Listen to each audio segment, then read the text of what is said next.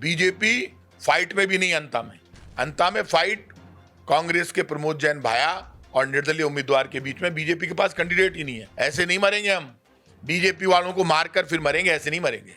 BJP का काम 2 वर्षों में सिर्फ एक बेईमानी का हुआ है, बाकी कोई काम बीजेपी ने नहीं किया। बीजेपी को जमीन सुंघाने का वक्त आ गया। इस वक्त बीजेपी को मारना मकसद है, फालतू की बातें करना मकसद नहीं है। जो मुख्यमंत्री अपने विधानसभा क्षेत्र के खड्डे नहीं भर पाया, वो अंता की जनता का भला नहीं कर सकता। नरेश मीणा की मदद करके उनकी जान बचाना था, क्योंकि बीजेपी उनकी जान के पीछे पड़ी थी। तो मैंने उनको पानी पिलाया और उनको मदद की। जो मेरा धर्म है वो मैं निभाऊंगा, नरेश मीणा का धर्म नरेश मीणा निभाएंगे, प्रमोद भाई अपना धर्म निभाएंगे। तो आज मैं कांग्रेस पार्टी का कार्यकर्ता हूं, तो कांग्रेस पार्टी के साथ ही रहूंगा। नमस्कार, आप देख रहे हैं गोल्डन हिंद न्यूज और मैं हूं मंडलेश्वर सिंह। अंता विधानसभा उपचुनाव की घोषणा हो गई है, नामांकन भी दर्ज हो रहे हैं और आज मेरे साथ में हैं पूर्व मंत्री प्रताप सिंह खाचरियावास, जिनसे अंता विधानसभा उपचुनाव को लेकर चर्चा करेंगे। सर, कांग्रेस पार्टी ने घोषणा कर दी है टिकट की, आज उनका नामांकन, उनकी नामांकन रैली भी है। हालांकि अभी तक बीजेपी टिकट की घोषणा नहीं कर रही है, इसको आप कैसे देखते हैं? बीजेपी की हवा निकल गई। बीजेपी 2 वर्षों में राजस्थान में गांव, खेत, खलियान, गली, चौक, चौराहे, शहर, कस्बे, सब जगह फेल हो गई। कर्मचारी, व्यापारी, मजदूर, किसान, विद्यार्थी, नौजवान, सब, हर जाति धर्म के लोग, कर्मचारी, व्यापारी, मजदूर, किसान, विद्यार्थी बीजेपी के खिलाफ खड़ा है। बीजेपी फाइट में भी नहीं, अंता में फाइट कांग्रेस के प्रमोद जैन भाया और निर्दलीय उम्मीदवार के बीच में। बीजेपी के पास कैंडिडेट ही नहीं है। बीजेपी की हालत बहुत खराब है। कांग्रेस के जो प्रमोद जैन भाई है, उनको टिकट दिया, उसको लेकर भी सवाल उठ रहे हैं कि उन पर अवैध खनन के गंभीर आरोप लगते रहे हैं, उसके बावजूद भी पार्टी ने टिकट दिया है। आप कैसी बात कर रहे हैं? आरोप लगे तो भारतीय जनता पार्टी की सरकार है, भारतीय जनता पार्टी के वो मंत्री हैं मिस्टर जोगाराम। मैं उनको टीवी पे सुन रहा था, वो कह रहे थे कि साहब उन्होंने सब लोगों ने प्रमोद जैन भाया पर आरोप लगाए। ठीक है, आरोप लगाए, तो बीजेपी 2 साल से क्या गट्टे खेल रही है क्या? बीजेपी कुछ कर लेती ना 2 साल में, कौन सी फड़ी फोड़ दी बीजेपी ने? इसकी भी एक चर्चा है कि प्रमोद जैन भाया पे खुद प्रधानमंत्री ने भी एक भाषण में कहा था कि खाया रे खाया, पूरा गांव ही खाया एक। तो उसके बावजूद भी कोई कार्रवाई नहीं हुई है, लेकिन आपके खिलाफ ईडी भेज दी उन्होंने, इसको कैसे देखते हैं आप? अब मेरे खिलाफ तो ईडी आई थी, और क्या किया ईडी ने? ईडी आई, क्या मिला? ईडी को जवाब देना चाहिए। ईडी को मतलब ईडी एक कागज भी नहीं लेकर गई यहां से। तो आप प्रताप सिंह खाचरियावास को रोकना चाहते हैं, मारना चाहते हैं, लेकिन मैं भगवान राम का वंशज हूं। मेरे को मारने के लिए उनको बहुत कुछ सोचना पड़ेगा।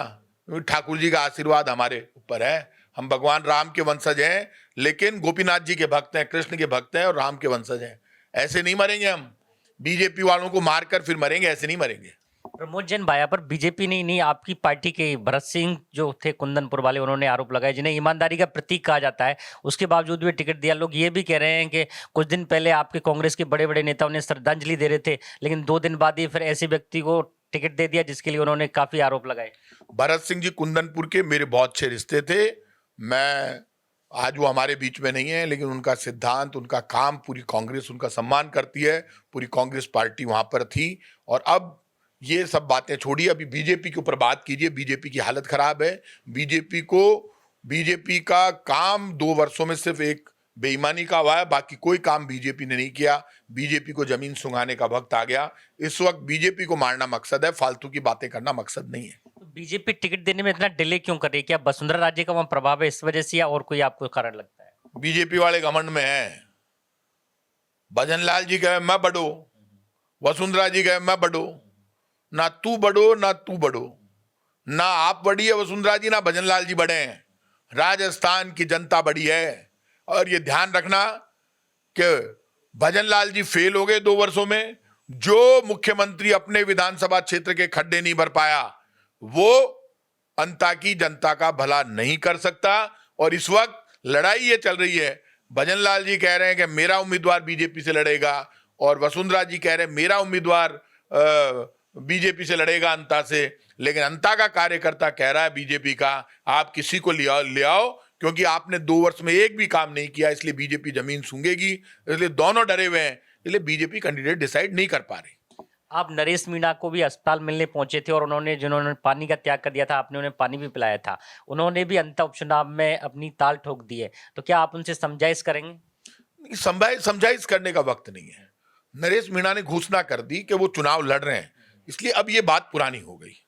तो आप किसके समर्थन में या नरेश मीणा के खिलाफ आप पार्टी के पक्ष में प्रचार करने जाएंगे? अरे आप कैसी बात कर रहे हैं यार, मैं कांग्रेस का कार्यकर्ता हूं, कैसी बात करते हैं आप। मेरा धर्म उस वक्त नरेश मीणा की मदद करके उनकी जान बचाना था, क्योंकि बीजेपी उनकी जान के पीछे पड़ी थी, तो मैंने उनको पानी पिलाया और उनको मदद की, और वो मेरे उनके व्यक्तिगत संबंध बहुत अच्छे हैं। लेकिन मेरा धर्म इस वक्त कांग्रेस पार्टी के साथ, निश्चित रूप से मैं कांग्रेस के उम्मीदवार की मदद करूंगा, उनको जिताने की अपील करूंगा, उनके लिए उनके पक्ष में यदि पार्टी मुझे कहेगी तो वहां जाऊंगा। जो मेरा धर्म है वो मैं निभाऊंगा, नरेश मीणा का धर्म नरेश मीणा निभाएंगे, प्रमोद भाई अपना धर्म निभाएंगे। तो आज मैं कांग्रेस पार्टी का कार्यकर्ता हूं तो कांग्रेस पार्टी के साथ ही रहूंगा, ये कोई सोचने की जरूरत है, आप डिसाइड करोगे। आप कौन होते हो फालतू के सवाल करने वाले? नरेश मीणा ने भी पार्टी से टिकट अब मांगा यार था। आप और कोई सवाल है इसके अलावा?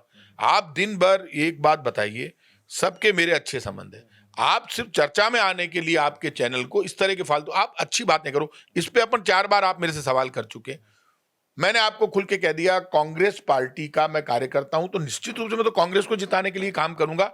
आपको बीजेपी के ऊपर कोई सवाल करना है वो करो, आप दिन भर एक ही एक सवाल करो।